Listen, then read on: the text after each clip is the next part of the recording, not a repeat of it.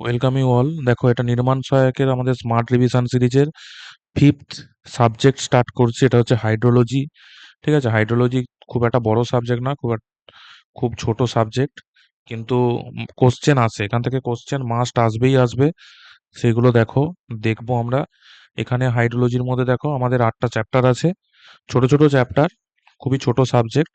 শুধু কন্টেন্ট বা ডেটাগুলো যদি পড়তে পারো, আর ছোট ছোট নিউমেরিক্যালও এসে থাকে, যদি পিএসসি কন্ডাক্ট করে তাহলে কিন্তু নিউমেরিক্যাল আসতে পারে। আর হচ্ছে দেখো, আমাদের যে টেলিগ্রাম গ্রুপ আগে ছিল সেটা হচ্ছে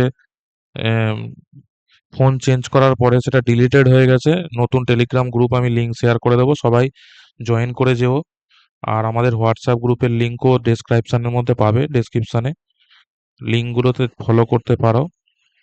দেখো, এখানে আমাদের 8টা চ্যাপ্টার আছে। আজকে আমরা ইন্ট্রোডাকশন আর হচ্ছে স্পেসিফিকেশনটা দেখবো। তারপরের গুলো আমরা কিন্তু নেক্সট আরো দুটো বা একটা লেকচারে কভার করব। আজকে একটা ছোট্ট লেকচার হবে ইন্ট্রোডাকশন আর প্রেসিপিটেশন পার্টটার। তাহলে প্রথমে দেখো, আমরা ইন্ট্রোডাকশন দিয়ে শুরু করি। ইন্ট্রোডাকশনের মধ্যে আমাদের হাইড্রোলজি মানে কি, হাইড্রো কথার অর্থ হচ্ছে ওয়াটার, আর লজি হচ্ছে সায়েন্স, মানে হচ্ছে ওয়াটার, ওয়াটারের science, science of water. The hydrology is a science which deals with occurrence, distribution and movement of water on the earth. ঠিক আছে, আর্থের মধ্যে অকারেন্স, ডিস্ট্রিবিউশন আর মুভমেন্ট অফ ওয়াটারে যে স্টাডি করা হয় সেটাকে আমরা কি বলছি, হাইড্রোলজি। বা হাইড্রোমেট্রিটা কি, হাইড্রোমেট্রিরও ডেফিনেশনটা একটা জায়গায় এসেছিল, সেই জন্য আমি এর পাশে দিয়ে দিয়েছি science with deals monitoring and measurement of water in hydrological cycle. Hydrological সাইকেলের মেজারমেন্ট আর মনিটরিং করে যে সায়েন্স, সেটাকে হাইড্রোমেট্রি বলে। এবারে দেখো, ওয়াটার সাইকেল কিন্তু একটা কন্টিনিউয়াস প্রসেস। তার হচ্ছে ডিফারেন্ট সাইকেলের স্টেজগুলো কি কি: evaporation, condensation, precipitation, runoff, infiltration, transpiration আর হচ্ছে সাবলিমেশন। ঠিক আছে, এইগুলো হচ্ছে ডিফারেন্ট স্টেজ আছে। ওই স্টেজগুলোর ডেফিনেশনগুলো আমরা দেখব। এভাপোরেশনটা কি, যখন আমাদের দেখ লিকুইড থেকে গ্যাস স্টেটে চেঞ্জ হয়ে যাচ্ছে তখন সেটাকে এভাপোরেশন বলি। Evaporation is the change of state in a substance where a liquid to A gas. Liquid থেকে যখন গ্যাসে পরিণত হচ্ছে সেই স্টেটটাকে আমরা কি বলছি, এভাপোরেশন। ট্রান্সপিরেশন, দেখো ট্রান্সপিরেশন কি হয়, প্ল্যান্টের যে স্টোমাটা থেকে আমাদের যখন ওয়াটারটা এভাপোরেট হয় সেটাকে আমরা বলি ট্রান্সপিরেশন। কন্ডেনসেশন, দেখো ওয়াটার ভেপারটা যখন আবার লিকুইড স্টেটে পরিণত হয়ে যায় তখন হচ্ছে কন্ডেনসেশন বলি। প্রেসিপিটেশন কি, যখন আমাদের কি হচ্ছে, ওয়াটারের যে কোনো ফর্মে যখন সেটা আর্থ সারফেসে এসে পৌঁছায় তখন সেটাকে আমরা কি বলি, প্রেসিপিটেশন বলি। এবারে ওয়াটারের ডিফারেন্ট ফর্মগুলো কি, রেন আকারে হতে পারে, স্নো হতে পারে, হেল হতে পারে, ফ্রস্ট হতে পারে। এই ডিফারেন্ট ফর্মে যখন আর্থের সারফেসে কোনো ওয়াটার ডিপোজিশন হয় তখন সেটাকে আমরা বলছি প্রেসিপিটেশন। এবার রান অফ, দেখো যখন it is the volume of water drain by a river at a outlet of a catchment. ঠিক আছে, রিভারের দ্বারা, কোনো ওয়াটার বডির দ্বারা যে ওয়াটারটা ড্রেনড হচ্ছে সেটাকে আমরা রান অফ বলছি। ঠিক আছে, ইন্টারসেপশনটা দেখো, ইন্টারসেপশন হচ্ছে যখন বৃষ্টি শুরু হয় তখন দেখবে ভেজিটেশন অথবা রুফটপে কিছু সার্টেন টাইম, কিছু অল্প টাইমের জন্য, শর্ট টার্মের জন্য কিন্তু রেনফলটা রিটেন করে থাকে। সেই রিটেনশন, শর্ট টার্ম রিটেনশনটাকে আমরা কিন্তু ইন্টারসেপশন বলছি।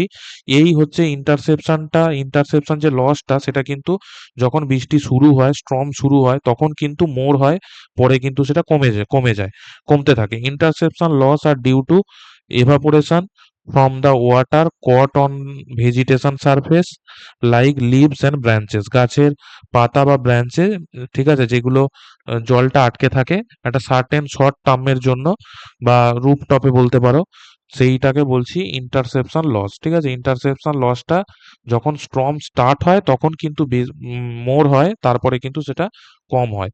ইনফিল্ট্রেশনটা কি বলছে, দেখো ইনফিল্ট্রেশনটা বলছে movement of water into the soil of the earth surface. আর্থের সারফেসে সয়েলটা যে পিনেট্রেট করছে, ঠিক আছে, সেটাকে হচ্ছে আমরা বলি infiltration. Movement, movement of water into the soil of the earth surface. পার্কোলেশনটা কি, দেখো পার্কোলেশন হচ্ছে process by which water moves downward through the soil under gravitational forces. সয়েলের ডিফারেন্ট যে স্ট্রেটা আছে তার মধ্যে যখন সয়েল ওয়াটারটা পিনেট্রেট করছে তখন সেটাকে বলছি পার্কোলেশন। ঠিক আছে, এই হচ্ছে কয়েকটা টার্ম ছিল ইম্পর্টেন্ট, এগুলো কিন্তু পড়তে হবে। তারপরে দেখো ওয়াটার বাজেট অথবা হাইড্রোলজিক ইকুয়েশন যেটা আমরা বলি, সেটা হচ্ছে মাস অফ কনজারভেশনের উপর বেসড হয়। সেটাতে আমরা কি বলছি, কোনো একটা ইকোসিস্টেমে, কোনো একটা সিস্টেমের মধ্যে যতটা আমাদের কি হচ্ছে, মাস ইনফ্লো হচ্ছে, ইন মাস ইনফ্লো আর মাস আউটফ্লোর মধ্যে যে ডিফারেন্স, সেটাই হচ্ছে চেঞ্জ অফ স্টোরেজের সাথে সমান হয়। দেখো এটাকে কি বলছে, কোনো একটা water budget equation is based on conservation of mass in a close system and it state that any water entering a system, water যতটা সিস্টেমে এন্টার করছে must be transferred into either evaporation, সেটা কি হচ্ছে ডিফারেন্ট স্টেটে transferred হচ্ছে either evaporation অথবা surface run off অথবা কোনো গ্রাউন্ডের মধ্যে স্টোর হচ্ছে। যতটা আমাদের রেনফল হচ্ছে সেটা আইদার এভাপোরেশন অথবা সারফেস রান অফ অথবা কোনো গ্রাউন্ডে স্টোর হচ্ছে। তাহলে কি হচ্ছে, সেটা আমরা ওয়াটার বাজেট ইকুয়েশন হিসাবে সেটাকে আমরা বলছি, সেটাই হচ্ছে ওয়াটার বাজেট ইকুয়েশন। তাহলে হচ্ছে যেটা ইনফ্লো হচ্ছে, মাস মাস অফ ওয়াটার ইনফ্লো দেখো আই, আর হচ্ছে ও হচ্ছে মাস অফ ওয়াটার আউটফ্লো, দুটো যদি আমি মাইনাস করি তাহলে হবে change in storage, change in mass of water. ঠিক আছে, এখানে দেখো এই আইটা কেবলমাত্র প্রেসিপিটেশন পড়ছে, আর আউটফ্লোর মধ্যে কি হচ্ছে, রান অফ হতে পারে, ঠিক আছে, গ্রাউন্ড ওয়াটার ফ্লো হতে পারে, এভাপোরেশন হতে পারে, ট্রান্সপিরেশন হতে পারে। এইটা পড়ছে আমাদের মাস অফ ওয়াটার আউটফ্লো, আর পিটা পড়ছে মাস অফ ওয়াটার ইনফ্লো। তাহলে I minus O equals to change in storage, এটাই হচ্ছে আমাদের ওয়াটার বাজেট ইকুয়েশন। ঠিক আছে, এটা থেকে ছোট ছোট অঙ্ক দিতে পারে, নিউমেরিক্যাল দিতে পারে, ধরো রান অফ এর ভ্যালু দিয়ে দিল, প্রেসিপিটেশনের ভ্যালু দিয়ে দিল, এভাপোরেশনের ভ্যালু দিয়ে দিল, সেখান থেকে আমাদের চেঞ্জ অফ স্টোরেজটা বের করতে হতে পারে, বা কোনো একটা মিসিং থাকবে এই টার্মগুলোর মধ্যে, সেটা কিন্তু আমাদের বের করতে হতে পারে। এই ধরনের ছোট্ট কোশ্চেন এখানে, এই ইকুয়েশনটা কিসের ওপর বেস করে, এটা খুব ইম্পর্টেন্ট। আর inflow minus outflow equal to change in storage, এটা কিন্তু মনে রাখতে হবে। আর আগের যে ছোট ছোট ডেফিনেশন গুলো, এই ডেফিনেশনের মধ্যে ইন্টারসেপশন থেকে কিন্তু এই জিনিসটা এসেছে। ইন্টারসেপশন লসটা কখন সব থেকে বেশি হয়, যখন স্টর্ম শুরু হয় সেই মুহূর্তে জলটা পুরোটাই রিটেন করে থাকে, যখন বৃষ্টি পড়তে শুরু করে তখন কি হয়, গাছের পাতা, রুপটপ পুরো জলটাই রিটেন করে যায়। যখন বৃষ্টি বাড়তে থাকে তখন কিন্তু পুরো জলটা রান অফ আর রিটেন করতে পারে না, সেই মুহূর্তে কি হয়, রান অফ আকারে কিন্তু, রান অফ ইনফিল্ট্রেশন হতে পারে, সেই সব আকারে কিন্তু জলটা বয়ে যায়। আর হচ্ছে ইন্টারসেপশন লস আর due to evaporation from water caught on vegetation surface like leaves and branches. এই ডেফিনেশন গুলো কয়েকটা মনে রাখতে হবে। আর ইন্টারসেপশন লসটা কখন ম্যাক্সিমাম হয়, এটা কিন্তু পড়েছে পরীক্ষাতে, আমি বলে দিলাম সেই জন্য। এরপরে দেখো আমরা সেকেন্ড চ্যাপ্টারের মধ্যে দেখবো প্রেসিপিটেশন। প্রেসিপিটেশন থেকে কিন্তু অনেক কোশ্চেন আসে, এটা কিন্তু খুব ইম্পর্টেন্ট। প্রেসিপিটেশন বলছে দেখো, যখন ওয়াটার আর্থের সারফেসে রিচ করে কোনো একটা ডিফারেন্ট ফর্মে, সেটা রেনফল হতে পারে, স্নোফল হতে পারে, হেল হতে পারে, ফ্রস্ট হতে পারে, অথবা ডিউ হতে পারে। এই প্রেসিপিটেশনটাকে আমরা মেজার করি কিন্তু ডেপথ অফ ওয়াটার দিয়ে আমরা মেজার করি। ঠিক আছে, সেটা সেন্টিমিটার হতে পারে, হতে পারে। এবারে দেখো ডিফারেন্ট প্রেসিপিটেশনের ফর্ম আছে। যেমন রেন কখন বলছি, যখন ওয়াটার ডবলেটের সাইজ 0.5 থেকে 6 হয়, তখন সেটাকে আমরা রেন বলি। এবারে দেখো ইন্টেন্সিটির রেসপেক্টে আমরা রেনটাকে তিনটে ডিফারেন্ট ভাগে ভাগ করি, সেটা লাইট রেন হতে পারে, মডারেট রেন হতে পারে, হেভি রেন হতে পারে। যখন ইন্টেন্সিটি 2.5 mm/hour থেকে mm/hour হবে, এটা ঠিক আছে, থেকে কম হয় তখন সেটাকে লাইট রেন বলছি। যখন 2.5 থেকে 7.5 হচ্ছে তখন মডারেট রেন। যখন 7.5 এর থেকে বেশি হচ্ছে তখন সেটাকে আমরা হেভি রেন বলছি। ডিজেল কখন বলছি, যখন ওয়াটার ড্রপলেটের সাইজ 0.5 এর থেকেও কম, তখন হচ্ছে ড্রিজেল। আর এর ইন্টেন্সিটি কত হয়, 1 mm/hour এর থেকে কিন্তু কম হয়। স্লিট কখন বলছি, rainfall at sub freezing temperature, সেটাকে আমরা স্লিট বলে থাকি। আর সাইজ কত হয়, 5 এর থেকে কম হয়। যখন দেখবে বৃষ্টির সাথে সাথে স্নো পড়ছে, সেটাকে আমরা স্লিট কন্ডিশন ধরি, স্লিট বলে থাকি। স্নো কি, যখন আইস ক্রিস্টাল, আইসের গোলা যখন পড়ে তখন সেটাকে স্নো বলছি। ডেনসিটি কত হয় এর, 0.1 গ্রাম/সিসি হয়। হেল কাকে বলছি, যখন আইস লাম্পের সাইজ 8 এর থেকে বড় হয় তখন সেটাকে হেল বলি। ঠিক আছে, গ্লেজ কখন বলছি, when rain or drizzle touches ground, যখন আমাদের গ্রাউন্ড 0 ডিগ্রি সেন্টিগ্রেডে এসে আমাদের বৃষ্টিপাতটা গ্রাউন্ডে টাচ করে 0 ডিগ্রি সেন্টিগ্রেডে, তখন সেই কন্ডিশনটাকে গ্লেজ বলছি। ঠিক আছে, এবারে দেখো তাহলে কি ফগ আর স্মগ কি আমাদের প্রেসিপিটেশনের মধ্যে পড়ে কোনো ফর্মের মধ্যে? এটা কিন্তু পড়ে না।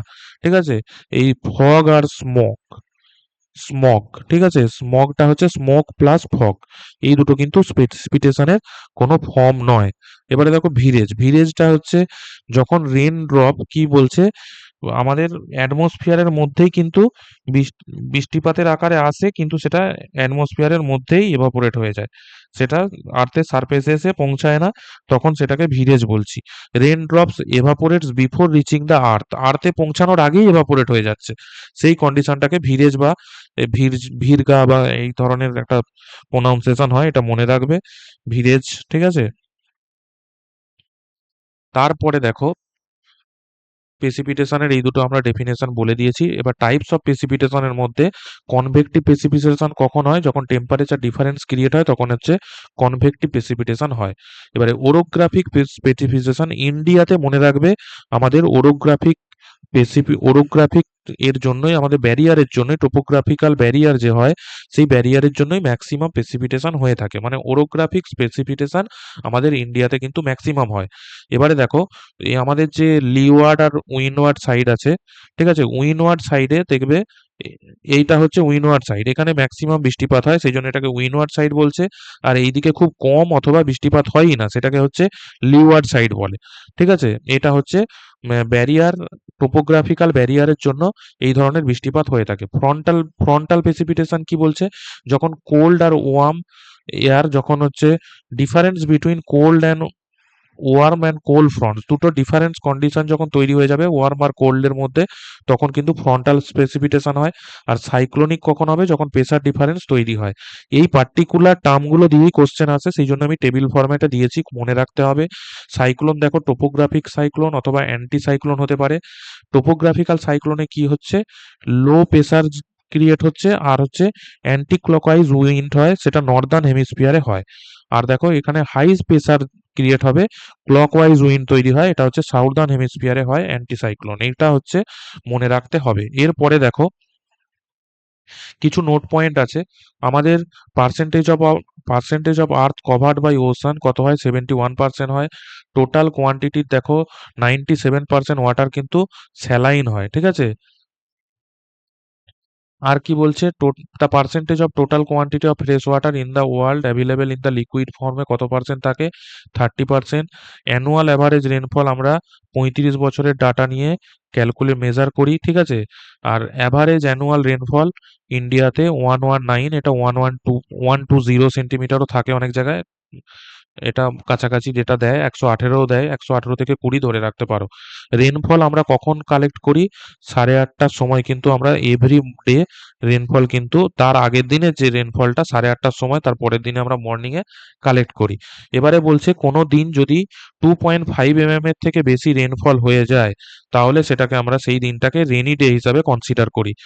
রান অফ কত ধরা হয়? অ্যাভারেজ রান অফ ইন্ডিয়াতে 55 সেন্টিমিটার ধরা হয়। হাইড্রোলজিক্যাল অথবা ওয়াটার ইয়ার কোন কোন এটাকে এটাকে ধরা হয়, কোন টাইমটাকে ধরা হয়, টাইম পিরিয়ডটাকে, সেটা হচ্ছে 1 জুন থেকে 31 মে আমাদের ওয়াটার ইয়ার অথবা হাইড্রোলজিক্যাল ইয়ার হিসাবে ধরা হয়। এটা কিন্তু ইম্পর্টেন্ট, এখানে যতগুলো হাইলাইট পয়েন্ট আছে, যতগুলো নোট পয়েন্ট আছে, সবগুলোই কিন্তু ইম্পর্টেন্ট, এটা হচ্ছে মনে রাখতে হবে। হাইড্রোলজির কিন্তু খুব ছোট ছোট ডেটা ওরিয়েন্টেড কোশ্চেন আসে, এগুলো ইম্পর্টেন্ট, এগুলো কিন্তু খুব ভালো করে পড়তে হবে। তারপরে দেখো আমাদের মেজারমেন্ট অফ প্রেসিপিটেশন, আমরা মেজারমেন্ট করি কি করে? রেন গেজ দিয়ে। এবার রেন গেজ কি কি নামে আরো পরিচিত দেখো? রেন গেজ, প্লোভিওমিটার, ওম্ব্রোমিটার আর হাইটোমিটার, এই ডিফারেন্ট নাম দিতে পারে। এবার রেন গেজকে আমরা কোথায় প্লেস করি? রেন গেজ জেনারেলি দেখবে গ্রাউন্ড লেভেলে ওপেন প্লেসে কিন্তু প্লেস করা হয়, এটাকে কখনোই কোনো ওপরে কোনো গ্রাউন্ড লেভেলের থেকে ওপরে প্লেস করা হয় না, কোনো ইনক্লাইন সারফেসে প্লেস করা হয় না, রুপের ওপরে প্লেস করা যাবে না, এটা সবসময় গ্রাউন্ড লেভেলে প্লেস করতে হবে। আর একটা কন্ডিশন কি আছে, যদি কাছাকাছি বিল্ডিং থাকে তা থেকে 30 মিটার দূরে অথবা বিল্ডিং এর হাইটের থেকে দুগুণ দূরে এটাকে প্লেস করতে হবে। এটা মনে রাখতে হবে। আর যেখানে রেন গেজটাকে ইনস্টল করতে হবে সেখানে 5.5 বাই 5.5 মিটারের দেখো ফেন্সিং করা আছে, ফেন্সিং করা থাকবে। আর ওখানে একটা কংক্রিট ব্লক হবে 0.6 ইন্টু 0.6, সেই কংক্রিট ব্লকটার মধ্যে কিন্তু এটাকে আমাদের বসাতে হবে। এবারে বসানোর এই ডেটাটা দেখো এখানে কিন্তু দেওয়া আছে। এই রেন গেজের কিন্তু দেখো আমাদের কংক্রিট ব্লক থেকে 250 কিন্তু ওপরে উঠে আছে, বাকিটা কিন্তু পুরোটা আমাদের ব্লকের ভেতরে ইনস্টল করা আছে, এটা মনে রাখতে হবে। এটা রেন গেজ ইনস্টলেশনের আইএস কোড কিন্তু IS 4986/2002 হিসাবে আমাদের গেজটাকে ইনস্টল করতে হয়। এটা কি কারণে এই গ্রাউন্ড লেভেলে ইনস্টল করা হচ্ছে, যত ওপরের দিকে তুমি ইনস্টল করবে উইন্ডের এফেক্টের জন্য কিন্তু পুরো রেনটা ওই আমাদের রেন গেজে কালেক্ট হবে না, সেখানে উইন্ডের এফেক্টের জন্য সারফেসে অনেক পড়বে। যত ওপরের দিকে যাবে কিন্তু ওপরের দিকে যত তুলবে প্রপার ওয়েতে কিন্তু আমাদের রেনটা কালেক্ট হবে না, প্রেসিপিটেশনটা কালেক্ট হবে না। সেই জন্য উইন্ডের এফেক্টটাকে এড়িয়ে যাওয়ার জন্য বা ম্যাক্সিমাম আমাদের রেনটাকে কালেক্ট করার জন্য যতটা প্রেসিপিটেশন হচ্ছে সে তার জন্য কিন্তু আমাদের রেন গেজটাকে গ্রাউন্ড লেভেলে আমাদের বসাতে হবে। গ্রাউন্ড লেভেলের থেকে কিন্তু রুফটপে, ইনক্লাইন সারফেসে এইসব কন্ডিশনে কখনোই বসানো যাবে না। আর বিল্ডিং যদি কাছাকাছি থাকে তা থেকে 30 মিটার দূরে অথবা বিল্ডিং এর হাইটের দুগুণ দূরত্বে অ্যাটলিস্ট তাকে বসাতে হবে। 5.5 মিটার, 5.5 মিটারের এরিয়া ফেন্সিং করতে হবে। আর মাঝে দেখো কংক্রিট ব্লকের মধ্যে ইনস্টল করা আছে, সেটা 250 উপরে উঠে থাকবে।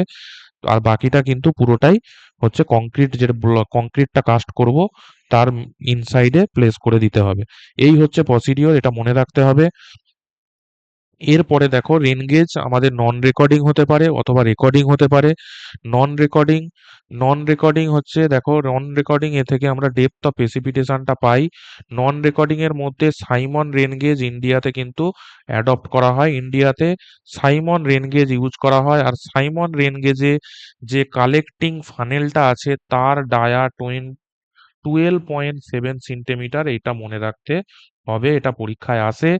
127 ঠিক আছে, কালেক্টিং যে ফানেল, কালেক্টিং এরিয়ার ডায়ামিটার 127 হয়, এটা মনে রাখতে হবে, খুব ইম্পর্টেন্ট। আর হচ্ছে আরেকটা টাইপের হয় IMD স্ট্যান্ডার্ড রেন গেজ হতে পারে, এটাও কিন্তু মনে রাখতে হবে। তারপর দেখো IMD স্ট্যান্ডার্ড রেন গেজও ইউজ হয় এখানে, কিন্তু মনে রাখবে সাইমন রেন গেজ হচ্ছে ইন্ডিয়াতে আমরা অ্যাডপ্ট করে থাকি। এরপরে দেখো রেকর্ডের টাইপ কিন্তু অ্যাটলিস্ট 10% স্টেশনে কিন্তু এই রেকর্ডিং টাইপ আমাদের রেন গেজ ইউজ করা হয়। এই রেকর্ডিং টাইপের মধ্যে কিন্তু দেখো আমাদের টিপিং বাকেট আছে, টেলিমেট্রিক টাইপ বলে। এটায় কিন্তু আমরা কি ইন্টেন্সিটি অফ রেনফলটা মেজার করে থাকি। আর একটা পয়েন্ট খুব ইম্পর্টেন্ট, এই টিপিং বাকেট টাইপ মাউন্টেনিয়াস, হিলি অথবা ইনঅ্যাক্সেসেবল রিমোট প্লেসে কিন্তু এই টিপিং বাকেট হচ্ছে ইউজ করে থাকি। এই টিপিং বাকেটের যে কালেক্টিং ফানেলের যে রিসিভারের যে ডায়া সেটা হচ্ছে 300 হয়, এটাও মনে রাখতে হবে। ওয়িং বাকেট টাইপ দেখো, ওয়িং বাকেট টাইপ হচ্ছে আমরা মাস কার্ভ অফ রেনফল পাই, mass curve of rainfall weighing bucket থেকে পাই, এটা কিন্তু স্নোফলও মেজার করতে পারে। আর ন্যাচারাল সাইফন টাইপ অথবা ফ্লোট টাইপ, এটা এটা কিন্তু এই টাইপটা ইন্ডিয়াতে আমরা অ্যাডপ্ট করে থাকি। তাহলে রেকর্ডিং টাইপের মধ্যে ন্যাচারাল সাইফন টাইপ, আর নন রেকর্ডিং টাইপের মধ্যে সাইমন রেন গেজ, এই দুটো কিন্তু পরে খুবই এই দুটো হচ্ছে মনে রাখতে হবে। আর ন্যাচারাল সাইফন টাইপও কিন্তু মাস কার্ভ অফ রেনফল দেয়। এটাও হচ্ছে মাস কার্ভ অফ রেনফল আমরা পাই, মাস কার্ভ অফ রেনফল তাহলে দুটো থেকেই পাওয়া যায়, ওয়িং বাকেট অথবা ন্যাচারাল সাইফন টাইপ দুটো থেকেই কিন্তু পাই। আর টিপিং বাকেট থেকে আমরা ইন্টেন্সিটি অফ রেনফলটা পাই। এই কয়েকটা পয়েন্ট মনে রাখো, তাহলেই হবে এখান থেকে রেকর্ডেড আর non recorded type of rain gauge. এরপরে দেখো রেন গেজের যে ডেনসিটি, আমরা হচ্ছে কতটা এরিয়াতে কটা রেন গেজ ইউজ করব, এটা হচ্ছে ইম্পর্টেন্ট। এটা কিসের ওপর ডিপেন্ড করে, যে এরিয়া কতটা এক্সটেন্ড করছে, ক্লাইমেট কন্ডিশনটা কেমন থাকে, টোপোগ্রাফিক্যাল কন্ডিশন কেমন থাকে। আর আমরা কি বলেছি, অ্যাটলিস্ট 10% স্টেশনে কিন্তু রেকর্ডেড টাইপ আমরা রেন গেজ ইউজ করতে হবে। এবারে রেন গেজের ডেনসিটি সব থেকে ম্যাক্সিমাম কিন্তু ইসরায়েলে হয়, এটা মনে রাখবে, ইম্পর্টেন্ট। ঠিক আছে? এবার দেখো rain gauge density as per IS 4987 এর হিসাবে যদি প্লেন এরিয়াতে হয় তাহলে 520 স্কোয়ার কিলোমিটারে একটা আমরা রেন গেজ ইনস্টল করব। আর যদি এলিভেশন, যে রিজিয়নের এলিভেশন হাজারের থেকে মোটামুটি হাজার অ্যাভারেজ এলিভেশন হাজার, সেই জায়গাতে 260 থেকে 390 স্কোয়ার কিলোমিটারে একটা হচ্ছে রেন গেজ ইনস্টল করব। আর হচ্ছে hilly area with heavy rainfall area যদি হয় সেখানে 130 স্কোয়ার কিলোমিটারে একটা রেন গেজ ইনস্টল করব। যত দেখবে গ্রেডিয়েন্ট আমাদের স্টিপ হবে সেখানে রেন গেজের ডেনসিটি তত বেশি হবে, মানে কম এরিয়াতে তখন কিন্তু রেন গেজ ইনস্টল করতে হবে। পাহাড়ি এলাকাতে কম এরিয়ার মধ্যেই রেন গেজ ইনস্টল করতে হয় বেশি, ঠিক আছে? দেখো এখানে কি বলছে, এন এন হিলি এরিয়াতে, হিলি জোনে সব থেকে বেশি, ফ্ল্যাট জোনে তার থেকে কম, অ্যারিড জোনে আরেকটু কম। নর্মাল প্রেসিপিটেশন কি, 30 বছর 30 বছরের ডেটা নিয়ে যে আমরা অ্যাভারেজ ভ্যালুটা বের করি সেটাকে নর্মাল স্পেসিফিকেশন বলে। আর অ্যাভারেজ অ্যানুয়াল স্পেসিফিকেশন হচ্ছে 35 ইয়ার্সের ডেটা নিয়ে আমরা যেটা অ্যানুয়াল রেনফলের অ্যাভারেজ বের করি সেটা হচ্ছে অ্যাভারেজ অ্যানুয়াল স্পেসিফিকেশন বলা হয়, ঠিক আছে? তারপরে দেখো index of wetness use to find rainfall ভ্যারিয়েশনটা ফাইন্ড করা হয়, ভ্যারিয়েশন অথবা ডেভিয়েশন কতটা কম হচ্ছে বা বেশি হচ্ছে, এটা হচ্ছে আমরা ফাইন্ড করি। ইন্ডেক্স অফ ওয়েটনেসটা কি রেশিও, দেখো in rainfall in a particular year at a place divided by average annual rainfall at that place. কোনো পার্টিকুলার প্লেসে যে অ্যাভারেজ অ্যানুয়াল রেনফল তার রেসপেক্টে কতটা পার্টিকুলার ইয়ারে রেনফল হলো সেটা রেশিও হচ্ছে ইন্ডেক্স অফ ওয়েটনেস বলছি। এবারে ইন্ডেক্স অফ ওয়েটনেস এর ভ্যালু যদি আমরা জানি তাহলে রেনফল ডেফিসিয়েন্সি কতটা পাবো সেটা 100 থেকে ইন্ডেক্স অফ ওয়েটনেস যদি বাদ দিই তাহলে আমাদের রেনফল ডেফিসিয়েন্সির ভ্যালুটা পাবো। যদি আমরা বলি ইন্ডেক্স অফ ওয়েটনেস 70% তাহলে সেখানে 30% রেন ডেফিসিয়েন্সি আছে। এবার ডেফিসিয়েন্সির রেসপেক্টে আমাদের ওয়েটনেস এর ভ্যালু আছে। যখন লার্জ ডেফিসিয়েন্সি কখন বলবো, যখন 30 থেকে 45% হবে, ঠিক আছে, ইন্ডেক্স অফ ওয়েটনেস। আবার যখন 45 থেকে 60 হবে তখন সিরিয়াস ডেফিসিয়েন্সি, যখন 60% এর বেশি হবে তখন ডিজাস্টার বলবো। এবারে দেখো ড্রট কাকে বলছি, ড্রট হচ্ছে লেস অ্যাভেলেবেল অফ ওয়াটার, বৃষ্টিপাতের কমতিটাকে আমরা কি ড্রট বলি। টাইপ অফ ড্রট দেখো, মেট্রোলজিক্যাল ড্রট যখন 25%-এর থেকে কম হয়, মডারেট 26 থেকে 50, আর সিভিয়ার যখন গ্রেটার দেন 50 হয় তখন তাকে সিভিয়ার ড্রট বলছি। ঠিক আছে, এই ডেটাগুলো আমি আগেই দিয়ে দিয়েছি, এগুলো অ্যাডিশনাল ইনফরমেশন আবার দেওয়া হয়েছে, এগুলো ইম্পর্টেন্ট, মনে রাখতে হবে। এরপরে দেখো আমাদের যে টাইপগুলো আছে সেগুলো দেখব। টাইপের মধ্যে মেট্রোলজিক্যাল, হাইড্রোলজিক্যাল অথবা এগ্রিকালচারাল, এই ড্রট এই তিনটে টাইপের হতে পারে। এবারে দেখো according to IMD a year is considered drought year কখন বলা হবে, যখন টোটাল এরিয়ার 20%-এর বেশি এরিয়াতে ড্রট হয়ে যাবে, তখন সেই এরিয়ারটাকে আমরা ড্রট ইয়ার বলি। ঠিক আছে, in case of total area affected by meteorological drought in the country is more than 20% of the total area. Total এরিয়ার 20%-এর এরিয়ার থেকে বেশি যখন ড্রট হয়ে যাবে তখন সেই ইয়ারটাকে বলি ড্রট এরিয়া। এবার ড্রট প্রন এরিয়া কখন বলছি, যখন পি এর ভ্যালু 0.2 থেকে 0.4, ঠিক আছে। আর ক্রোনোলজিক্যালি ড্রট প্রন এরিয়া যখন পি এর ভ্যালু 0.4 এর থেকে বেশি। এই হচ্ছে ভ্যালুটাকে কিন্তু মনে রাখতে হবে, এগুলো কিন্তু পড়েছে পরীক্ষায়। এরপরে দেখো পিটা হচ্ছে রেনফল, ঠিক আছে।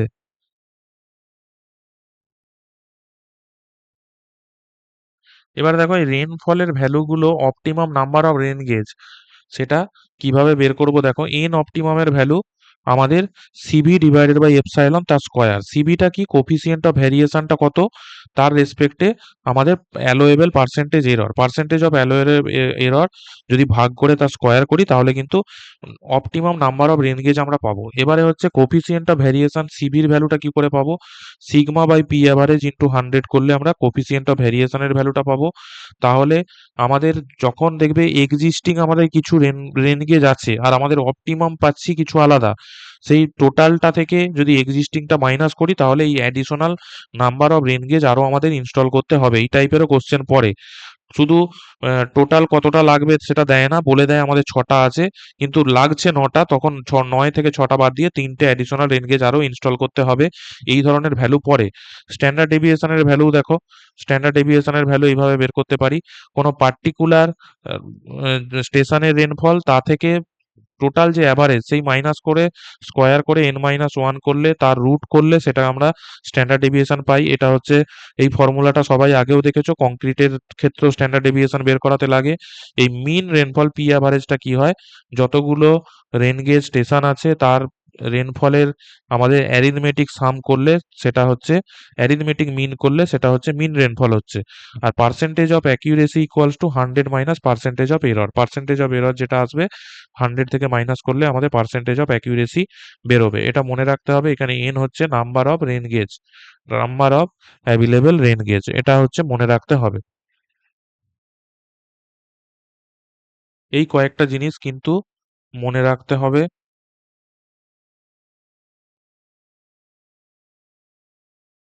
এরপরে দেখো মিসিং রেনফল ডাটা আমরা কিভাবে বের করি। কোনো ধরো স্টেশনের ডেটা আমাদের মিস হয়ে গেছে, সেখানে ইনস্ট্রুমেন্ট রেন গেজ কাজ করেনি, ঠিক আছে, বা কোনো ধরো পলিথিন গিয়ে পড়ে গেছে তার উপরে কভার হয়ে গেছে, সেখানে রেন কালেক্ট হয়নি, তাহলে আমরা সেই পার্টিকুলার স্টেশনে যে মিস হয়ে গেছে সেখানে আমরা কিভাবে সেটা ক্যালকুলেট করব, মিসিং রেনফল ডাটা কিভাবে এস্টিমেট করব। যদি অ্যারিথমেটিক মেথড অ্যাপ্লাই করি, অ্যারিথমেটিক মেথড কখন অ্যাপ্লাই হবে, যখন দেখো this method should be used only when normal annual precipitation at each of the selected stations is within 10%।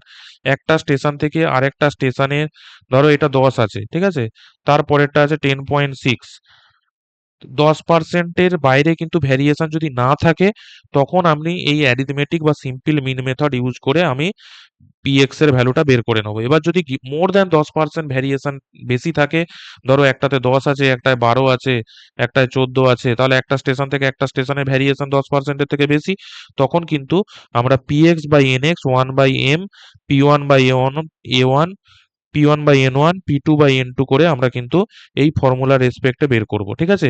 P one হচ্ছে স্পেসিফিকেশন অফ ফার্স্ট স্টেশন আর এন1 হচ্ছে normal specification of first station, normal specification of first station. তাহলে P one এর value আর N one এর value সেরকম পি2 এন2 এর value এরকম ভাবে দেওয়া থাকবে, সেখানে আমরা কিন্তু পিএক্স এর ভ্যালুটা বের করতে পারবো। পিএক্স স্টেশনের মানে এক্স স্টেশনের যে মিসিং ডাটা তার কিন্তু ভ্যালুটা আমরা বের করতে পারবো। এইভাবে বের করতে হবে। কখন কোন মেথডটা ইউজ হবে সেটা কিন্তু আমাদের এই রেনফলের ভ্যারিয়েশনটা একটার সাথে আরেকটার কত পার্সেন্ট আছে সেইটা দেখে কিন্তু আমাদের সেই ফর্মুলাটা ইউজ করতে হবে।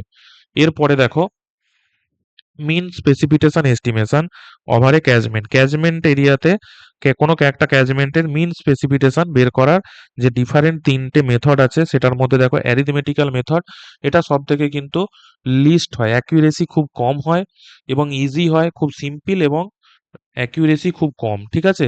এটা কিভাবে করি আমরা, আমাদের যে মিন বের করার যে ফর্মুলা, আমরা মিনটা বের করে দিলেই অ্যারিথমেটিক মিন হিসাবে বের করে দিলেই সেটা হচ্ছে অ্যারিথমেটিক মেথডে আমরা মিন প্রেসিপিটেশনটা পেয়ে যাব। এবারে দেখো থাইজন পলিগন মেথডে আমরা polygon obtained by joining adjoining rain gauge station, adjoining rain gauge স্টেশনটাকে এইভাবে জয়েন করতে হবে পলিগনের শেপে, সেখানে পি1 এ1 সামেশন অফ পি1 এ1 ডিভাইডেড বাই এরিয়ার সাম করলে আমরা কিন্তু এই পি অ্যাভারেজের ভ্যালুটা পেয়ে যাব। সেটা থাইজন পলিগন মেথড। থাইজন পলিগন মেথডে কিন্তু অ্যাকিউরেসি অ্যারিথমেটিক মেথডের থেকে একটু বেশি, এটা মনে রাখতে হবে।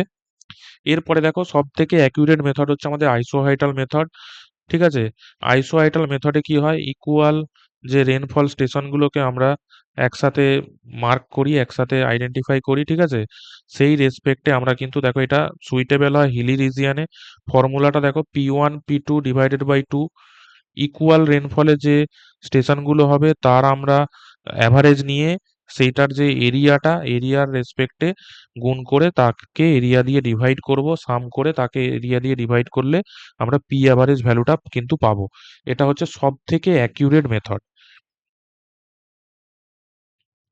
ধরো এখানে P1 P2 এর রেসপেক্টে এরিয়াটা হচ্ছে এইখানে এ1, এখানে এ2, এখানে এ3, তাহলে P1 P2 রেসপেক্টে A1 plus A2 এর অ্যাভারেজে অ্যারিথমেটিক মানে মিন নিতে হবে, তার রেসপেক্টে A1টা গুণ করতে হবে। এভাবে দেখে নেবে পিকচার থেকে ভালো করে সুন্দর করে। তারপরে দেখো presentation of rainfall data. Rainfall ডেটাটাকে আমরা মাস কার্ভে কিভাবে করি? মাস কার্ভে দেখো cumulative depth of rainfall versus টাইমের একটা গ্রাফ নেওয়া হয়, ঠিক আছে? সেটা হচ্ছে মাস কার্ভ বলা হচ্ছে two extract information on the duration and magnitude of rainfall. এখান থেকে আমরা রেনফলের ম্যাগনিটিউড আর ডুরেশনটা পাই। হাইটোগ্রাফ দেখো রেনফল ইন্টেন্সিটি ভার্সেস টাইম, এটা খুবই ইম্পর্টেন্ট, ম্যাক্সিমাম পরীক্ষাতে আসে। আর আমরা যে ইকুয়াল রেনফলটাকে যদি আমরা কোনো লাইন দিয়ে জয়েন করি সেটাকে আমরা আইসোহেড বলি। A line joining equal points having equal rainfall depth. Equal rainfall ডেপথের আমাদের পয়েন্টগুলোকে যদি একটা লাইন দিয়ে জয়েন করি সেটাকে আমরা আইসোহেড বলি। এই আইসোহেডের ডেফিনেশনটাও ইম্পর্টেন্ট। ইকুয়াল রেনফল এর পয়েন্টগুলোকে যে লাইন দিয়ে জয়েন করছি সেটাকে আইসোহেড বলছি। পয়েন্ট রেনফল কি বলছে দেখো, the point rainfall is the amount of rain that falls at a certain gauging station. ঠিক আছে, এটা হচ্ছে পয়েন্ট রেনফলের ডেফিনেশন, এটা ইম্পর্টেন্ট নয়। হাইটোগ্রাফটা জানবে, আর মাস কার্ভটা cumulative depth of rainfall versus time হয়, আর হাইটোগ্রাফটা রেনফল ইন্টেন্সিটি ভার্সেস টাইম, যেটা বার ডায়াগ্রাম দিয়ে আমাদের দেখানো হয়। এই কয়েকটা জিনিস ইম্পর্টেন্ট। এরপরে দেখো ডবল মাস কার্ভ দিয়ে কিন্তু ইনকনসিস্টেন্সি অফ রেনফলটা পাওয়া যায়, ঠিক আছে? এটা দেখো কি কিসের রেসপেক্টে প্লট করা হয়? Cumulative annual rainfall at station versus cumulative mean annual rainfall of base station. এই দুটো রেসপেক্টে কিন্তু গ্রাফটাকে ড্র করি, ঠিক আছে? আর এটা দিয়ে ইনকনসিস্টেন্সি অফ রেনফল আমরা মেজার করা হয়। A plot of discharge in stream and time in chronological order. আমাদের ডিসচার্জ আর টাইমের ক্রোনোলজিক্যাল অর্ডারে এই গ্রাফটাকে প্লট করা হয়। এবার দেখো ফ্লো মাস কার্ভ কি বলছে?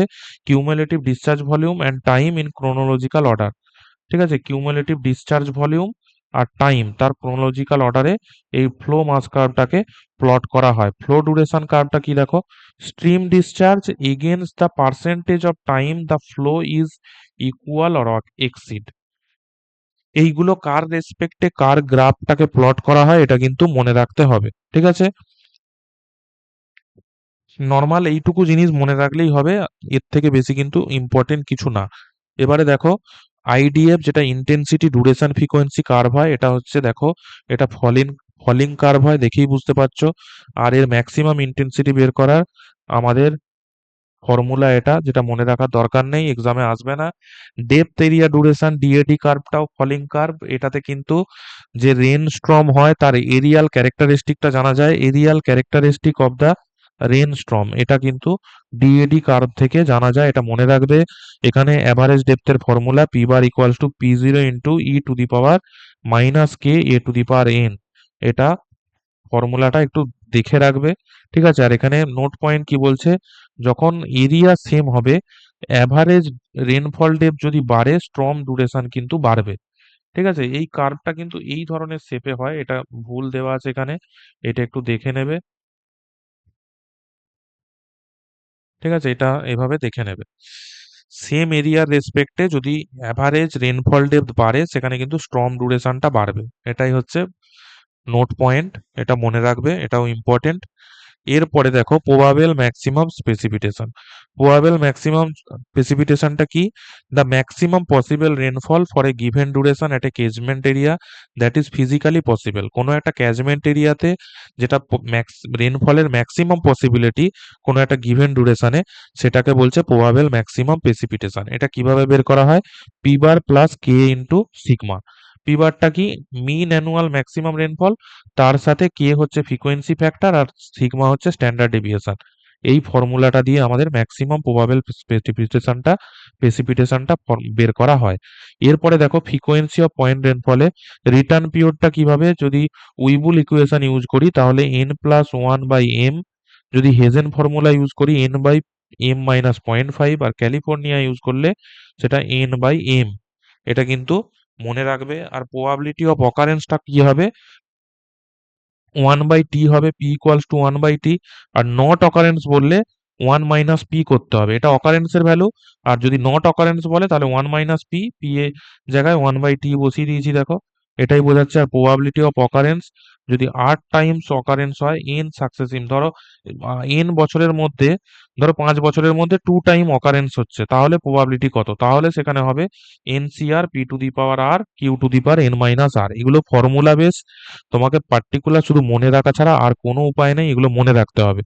যদি অকারেন্স বলেছিল, এবার যদি নট অকারেন্স বলে, তাহলে সেখানে p0 equals to q to the power n 1 minus 1 by t to the power n, probability of occurrence at least once, যদি একবার n ইয়ার্স এর মধ্যে at least once এর occurrence জিজ্ঞাসা করে, তাহলে p1 equals to 1 minus q to the power n। এবার q এর জায়গায় ফর্মুলাটা বসাতে হবে, q to the power n মানে এটা দিয়েছি আগেই, এটাকে বসিয়ে দিলেই হয়ে যাবে। আর রিস্ক কত? রিস্ক হচ্ছে 1 minus probability of non occurrence of an event in an n years, n years এর মধ্যে 1 minus probability of non occurrence of an event in 1 n years করলে এই ভ্যালুটাকেই,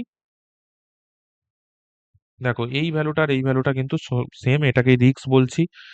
রিলায়াবিলিটি অর অ্যাসিওরেন্স, এটা কিন্তু 1 মাইনাস রিস্ক করলে, risk 1 minus risk যদি করে দিই, তাহলে আমাদের রিলায়াবিলিটি অথবা অ্যাসিওরেন্সের ভ্যালুটা পাবো।